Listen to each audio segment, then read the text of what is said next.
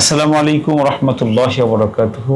আর Raihan shop বিশ্বস্তের একটি নাম। আর Raihan shop আমরা 100% খাঁটি মধু সুন্দরবন থেকে নিজেদের মাধ্যমে সংরক্ষণ করে আমরা কেটে এনে সেটা আপনাদের হাতে তুলে দিচ্ছি।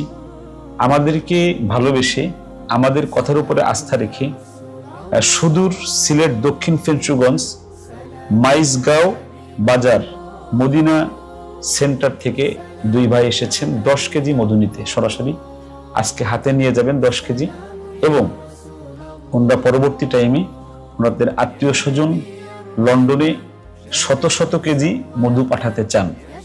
আমি একটা কথা বলে রাখি, সেটা হলো যে আমরা এই মধুটি পাচ্ছি মংলা বন্দর কেন্দ্রীয় জামে মসজিদের সম্মানিত ইমাম ও খতিব। উনি আজ 25 বছর সুন্দরবন থেকে মধু নিজে কেটে, ওনার 10 জন মাওয়ালি আছে, তাদের দিয়ে কাটায় প্রায় 100 টন মধু উনি বছরে উনি সংরক্ষণ করেন এবং সেটাকে উনি বাজারজাত করেন। আমরা ওনার হাত থেকেই, ওনার নাতি আমার কাছে পড়ে, এই সুবাদে ওনার কাছ থেকে আমরা নিজে যে দেখে আমি বিশ্বাস হয়েছে যে হ্যাঁ এটা সঠিক, সেই মধুটি আমরা আপনার হাতে তুলে দেব ইনশাল্লাহ।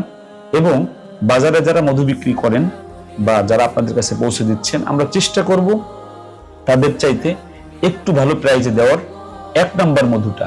তবে একটু বলে রাখি, সুন্দরবনের 1 নাম্বার খলিশা মধু, এটার দাম একটু বেশি অন্য মধুর চাইতে এবং কার্যকারিতায় এই মধুটা 100% শিওর দেওয়া যায়।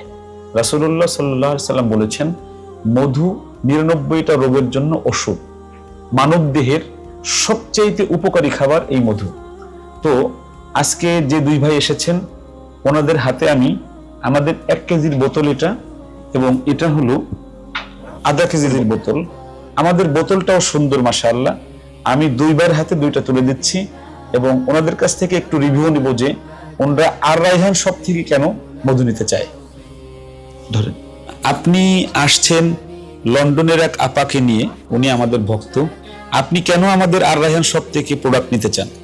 আসলে আর রায়হান নামটা শুনলে ভিতর থেকে কেমন একটা আত্মতৃপ্তি, এটা বিশ্বাসের নাম। বিশ্বাসের জন্যই আপনাদের থেকে এই প্রোডাক্টটা নেওয়া।